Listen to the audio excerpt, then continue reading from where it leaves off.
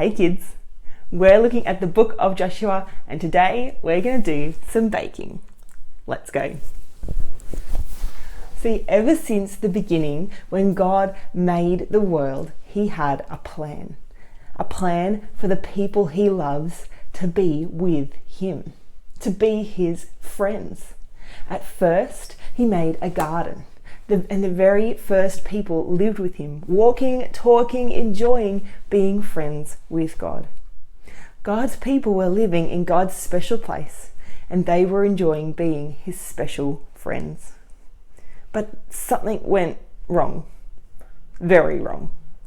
See, those first people, they decided they didn't want to listen to God anymore. And because they didn't want to listen to God anymore, they couldn't live with God anymore. They had to leave the garden. But God had a plan. See, God knew that the very best place for people to be was to be with him. So he promised a man named Abraham that he would have a big, special family. That Abraham's family would be God's special people and God would give them a special place to live, a land of their own, where they could be God's special people in God's special place. Well, many years passed and lots of things happened, too many to mention right now. But God's people still weren't in God's special place. But God had a plan. And now, in the book of Joshua, the time had come for the Israelites to enter into their very special land.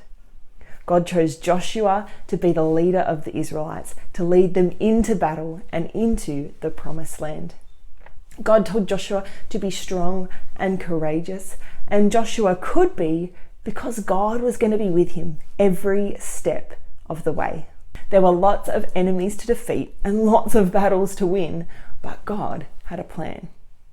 God showed up and won every single one, even the ones where the enemy was lurking inside the Israelites' own hearts.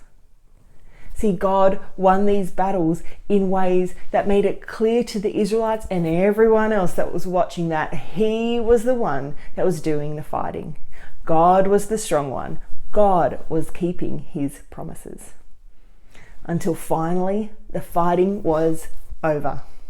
The battles had been won. God had kept his promise and given the Israelites their very own land to live in.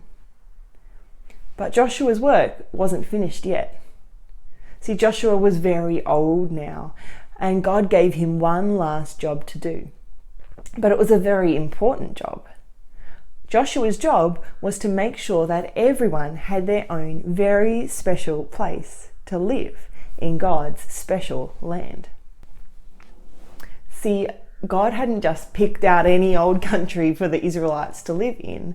God had picked out a particular place to live for each and every Israelite. He'd made it especially for them.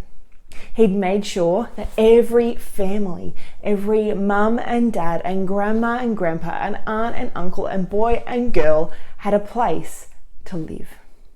And Joshua's job was to make sure that every Israelite found that place that God had made just for them.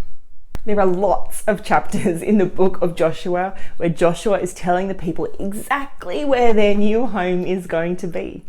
And it takes a long time to read.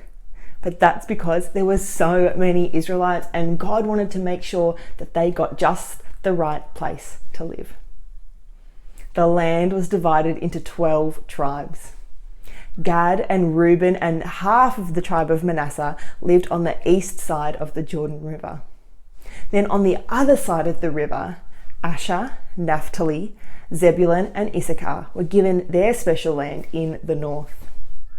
In the middle was the other half of Manasseh, Ephraim, Dan and Benjamin. And then in the south, God gave land to the tribe of Judah and Simeon. The tribe of Levi wasn't given any land to live in. Instead, they were going to get to live with and serve God in the tabernacle and later on in the temple.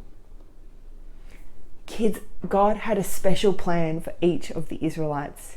He had made a special place for them to live in the land, and a special place where they could live with him, where they could hear from God and be his friends. See, many years after the book of Joshua, Jesus told his friends something amazing. And we can read it in John chapter 14 in the Bible. Let's see what it has to say. Jesus said, "Don't let your hearts be troubled.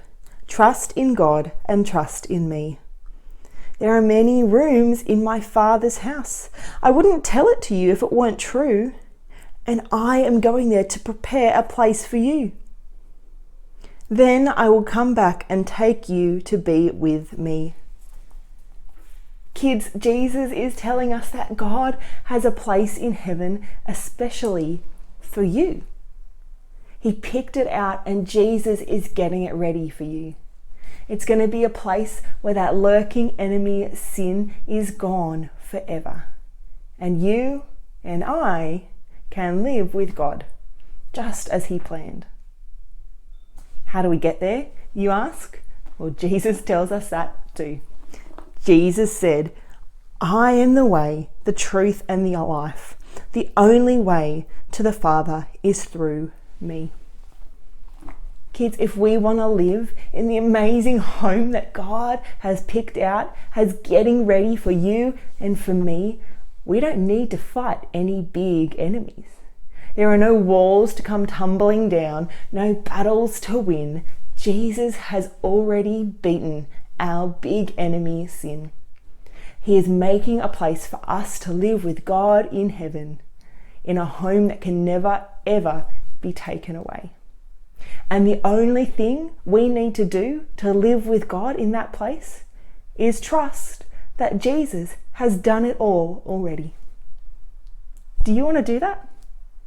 How about you pray with me? Dear God, thank you that you keep your promises. Thank you for sending Jesus to defeat our big enemy, sin. We're so sorry for when we ignore you. Please help us to live as your friends. We are so excited for heaven. Amen. See you later.